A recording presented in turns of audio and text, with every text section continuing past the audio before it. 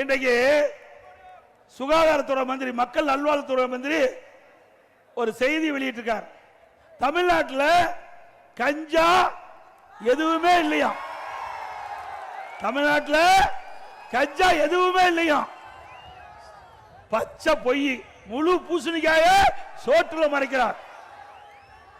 மக்கள் நல்வாழ்வுத்துறை அமைச்சர் அவர்களே, உங்களுக்கு தெரிஞ்சு பேசுறீங்களோ தெரியாத பேசுறீங்களோ எங்களுக்கு தெரியல.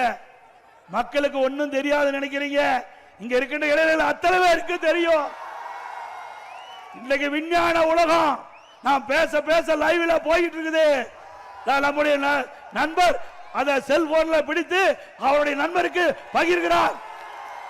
இப்படிப்பட்ட விஞ்ஞான உலகத்தில் உங்களுடைய பொய் எடுபடாது. சுப்பிரமணியம் அவர்களே, உங்களுடைய பொய் எடுபடாது. நேற்றைய தினம் ஒரு நிகழ்ச்சி, சென்னையிலிருந்து திருத்தணிக்கு ரயில் மூலம் வடமாநில தொழிலாளர் செல்றார். அவரை 4 போதை ஆசாமிகள், 4 போதை சிறுவர்கள் அவரை கடுமையாக பட்டா கத்தியால் வெட்டுகின்ற காட்சி வலைதளத்தில் பார்த்தோம். நேற்றைக்கு நடந்த செய்தி. இன்றைக்கு இப்படி ஒரு செய்தியை வெளியிட்டிருக்கிறார் மா சுப்பிரமணியம் அவர்கள்.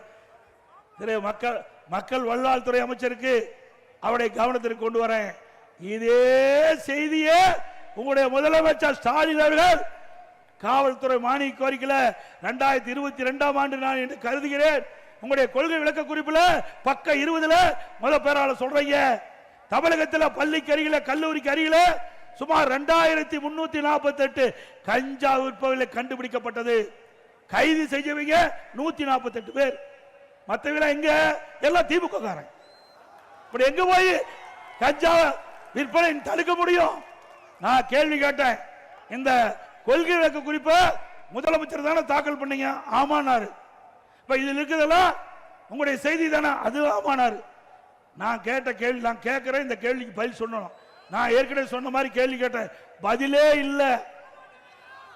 அதுக்கு பிறகு ஒரு டிஜிபி வந்தார், திரு சைலேந்திர பாபு டிஜிபி வந்தார்.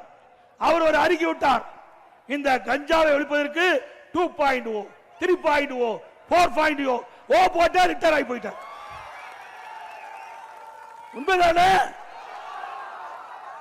ஆக இப்படி கஞ்சாவை ஒழிக்கிறேன், கஞ்சாவை ஒழிக்கிறேன் என்று தினந்தோறும் பல கிலோ உள்ள கஞ்சாவை இன்றைக்கு காவல்துறை கண்டுபிடித்துக் கொண்டிருக்கிறது. அதை தடுக்க திறமையற்ற திராணியற்ற இன்றைக்கு தெம்பில்லாத ஒரு முதலமைச்சர் இன்றைய முதலமைச்சர் ஸ்டாலின்.